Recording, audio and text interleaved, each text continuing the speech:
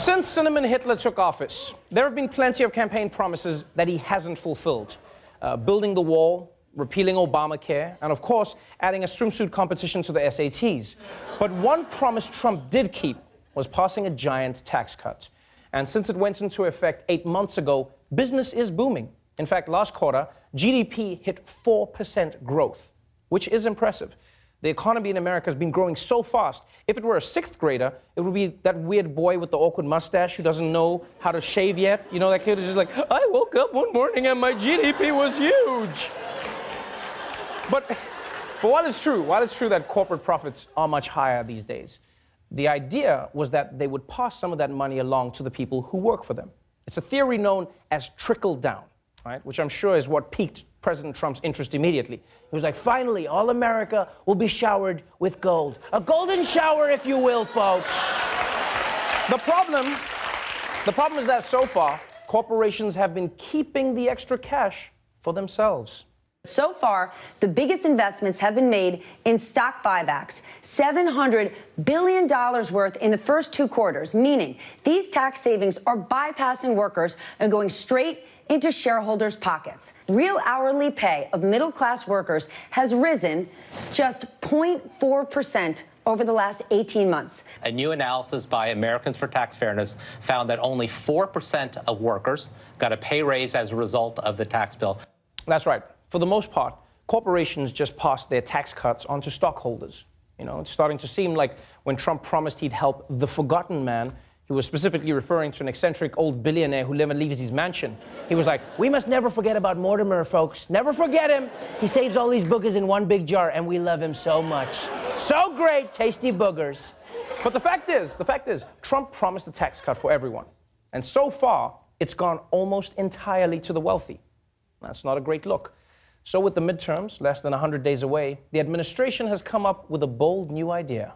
The New York Times reports the Trump administration is considering a $100 billion tax cut that would mainly benefit the rich. Treasury Secretary Steve Mnuchin said that his department was studying whether it could use its regulatory powers to allow Americans to account for inflation in determining capital gains tax liability. The Times says that independent analyses suggest that more than 97% of the benefits of indexing capital gains for inflation would actually go to the top 10% in America. Yes, the White House is now planning even more tax cuts that will overwhelmingly benefit the rich, including, by the way, big real estate owners like President Trump.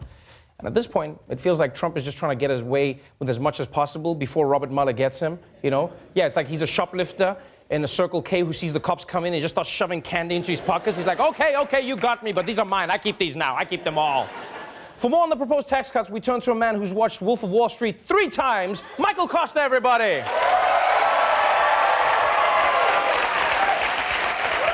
Bonjour, Trev. That's rich for hello. Okay, Kosta, hopefully you can explain. Trump already gave wealthy people a huge tax cut last year.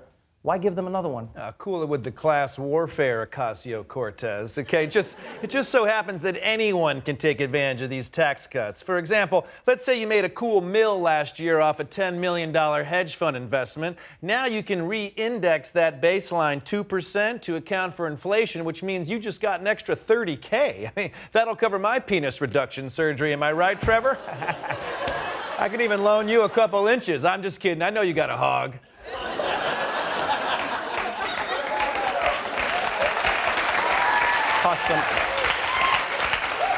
Most people don't have $10 million. We're talking about the middle class. Okay, middle class. That's fine. Let's say you're a middle class yacht owner, like 35 feet max. Couldn't land a helicopter on that thing. You can just use these cuts as a tax shelter. Borrow $500,000 to invest in your buddy Dino's revenge porn business. Then you can deduct that interest and only pay tax on the inflation-adjusted gains. Trevor, I say cha, you say ching. Cha. Cha. Do you want to say cha? Kosta, I feel like there's no way you actually understand what you just said. Of course I don't, Trevor. That's why I have a broker. He'll clear this up. Okay. Hey, Chandler. What's up, you bitch? Yeah, I'm trying to explain monies to my boss. How's this tax thing work again? What? Right now? You are right. Go. I'll see you at Polo. I got his voicemail.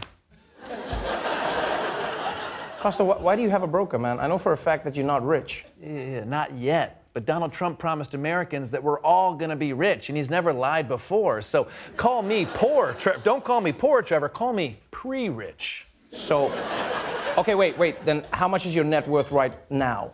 How much is an iPhone worth? About $900? Well, then I'm worth $900, baby. What up? Michael Kosta, everyone.